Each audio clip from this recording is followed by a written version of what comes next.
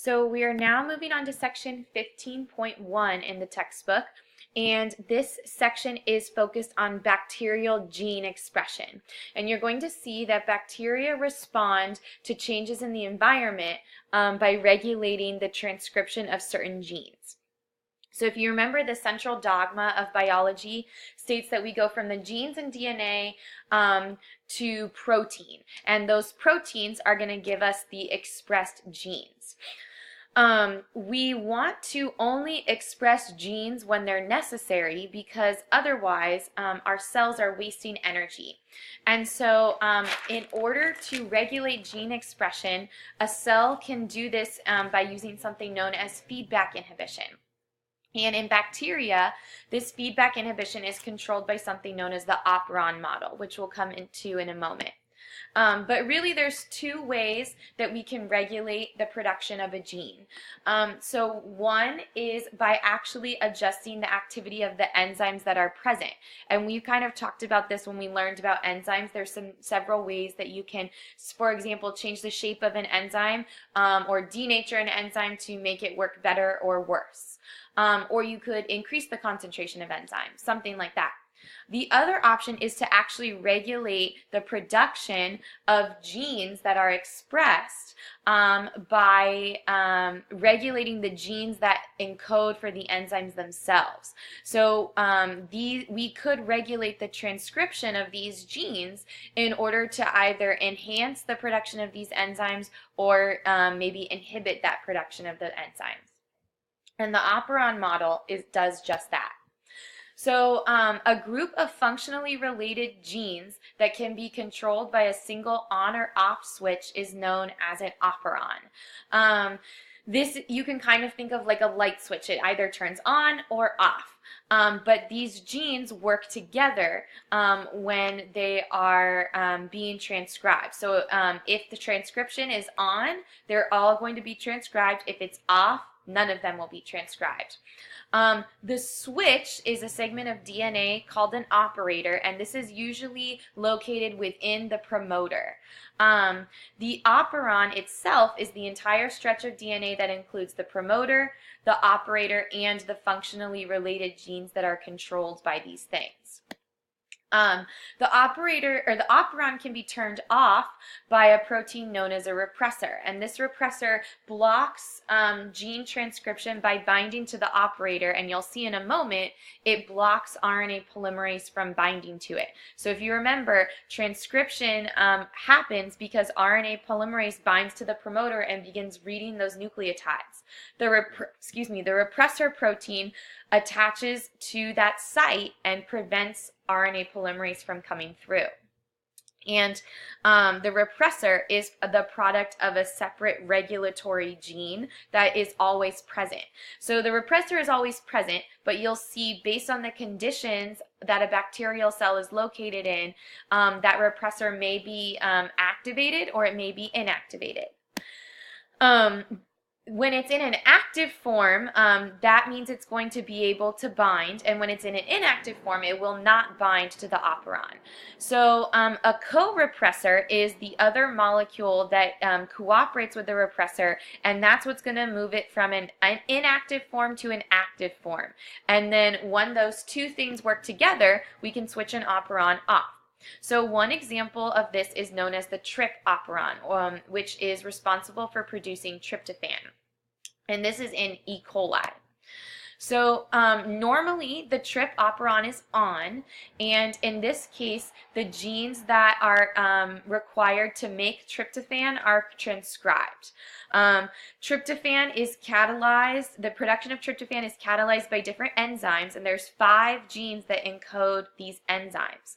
So there's a single promoter for all 5 genes, giving us that operon, and transcription will code for all 5 genes, which will then be translated into the polypeptides that are necessary to create tryptophan. So when tryptophan is present, however, it actually acts as a co-repressor binding to the trip repressor protein and turns the operon off, meaning that tryptophan will no longer be produced. However, the repressor is only active in the presence of tryptophan, the co-repressor. Otherwise, the tryptophan, the trip operon remains on. However, when we get a lot of tryptophan built up, it's going to bind to the repressor protein and turn it off. So the trip operon turns off if there's a lot of tryptophan in the cell. This is showing it in picture form. So a couple more pieces of information about this. So this is when we don't have any tryptophan. This is our repressor protein. So as you can see, it has a certain shape. And when tryptophan is not present, the repressor is inactive and the trip operon remains on. So you can see, here's our trip operon, here's our 1, 2, 3, 4, 5 genes. The RNA polymerase can bind to the promoter and it will move through here transcribing these genes, creating mRNA, and therefore going through translation and producing these subunits that are going to make up the enzymes needed to make tryptophan. On the other hand, when tryptophan is present, that's the co-repressor for the repressor protein. This repressor protein is allosteric, so if you remember, that means it can change shape. So when the co-repressor tryptophan binds to the trip repressor, it's going to change shape to an active form. Now you can see it fits right into the operator, and RNA polymerase can no longer bind to the promoter, and therefore we don't get any transcription, no RNA, no enzymes from translation, no tryptophan. Here's a zoomed in picture if you need to pause. Here's the second piece. So this operon, the trip operon, is known as a repressible operon. This is one in which transcription is usually on, but the binding of a repressor to the operator shuts off transcription, meaning that it will stop. So normally a repressible operon is on, but then it can be repressed. And on the other hand, we have something known as an inducible operon. This is an operon that is usually turned off, but can be stimulated or induced when a specific molecule binds to a protein and turns on transcription. So this inducible is kind of the opposite of repressible. And to study the inducible operon, we're going to focus on something known as the lac operon.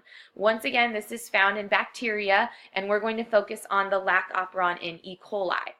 So E. coli can break down lactose to use it as energy, and it separates glucose into two sugars, because it separates lactose into two sugars, glucose and galactose. So the lac operon is an inducible operon that contains genes that code for enzymes that help use lactose for energy and break it down. Once again, inducible operons are usually off, but the lac repressor is active and normally turns the operon off. So there's a repressor present typically on the day-to-day basis that is keeping the lac operon off. However, there is a molecule known as an inducer that can inactivate the repressor and turn the lac operon on. So we'll take a look at that in more detail. This inducer is known as allolactose, and that's a pretty fancy thing to remember, but what you can remember is that this inducer molecule is present as long as lactose is present. So when lactose enters the cell, allolactose, the inducer, will be produced. These enzymes are produced by the lactose pathway. They're called inducible enzymes, so the ones that we get in the end. So I'm going to now explain to you how the lac operon works. So if you remember, when there is no lactose present, the repressor protein is in the active form. The repressor protein is going to bind to the lac operator, once again preventing RNA polymerase from coming in and beginning transcription.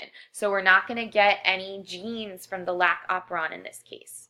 However, when lactose is present, allolactose, the inducer, is going to come and bind with our protein. Now the lac repressor protein is inactive. RNA polymerase can bind to the promoter and the operator and begin transcribing the lac genes, thereby going through transcription to get our mRNA, translation to get these polypeptides, which are the enzymes that are used to help break down lactose. So when lactose is absent, the repressor is active and transcription stops. When the molecule is present, lactose, you're going to end up getting an inactive repressor and you can get transcription. Typically, inducible enzymes function in catabolic pathways. So these are pathways that break things down. So the lac operon is used to break down lactose. The reason why they're made with this chemical signal is because we want to break stuff down and only produce those enzymes when we have the nutrient available. So we don't want to be producing enzymes to break down lactose if lactose isn't available, because then we're just wasting energy. On the other hand, repressible enzymes like the trip operon function in anabolic pathways, so pathways that build stuff up. And this allows us to stop making the product when we get enough of it, once again conserving energy. So the trip operon is an example of the repressible enzyme pathway, because once we get enough tryptophan, we can stop making it. So the repressor will come in and prevent tryptophan from being produced. Both of these regulations that we've talked about, the inducible and repressible for the trip and lac operon, involve negative control of the genes, because operons are switched off by the active form of the repressor. So this is pretty easy to see in the trip operon, but the lac operon is a little bit different. So the lac operon is known as negative feedback because it induces enzyme synthesis by freeing it from the negative effects of the repressor. So we consider the lac operon to be negative because when it is working, we are freeing this operon from the negative effects of this repressor and allowing it to go through gene expression. And so the next video is going to focus on positive gene regulation.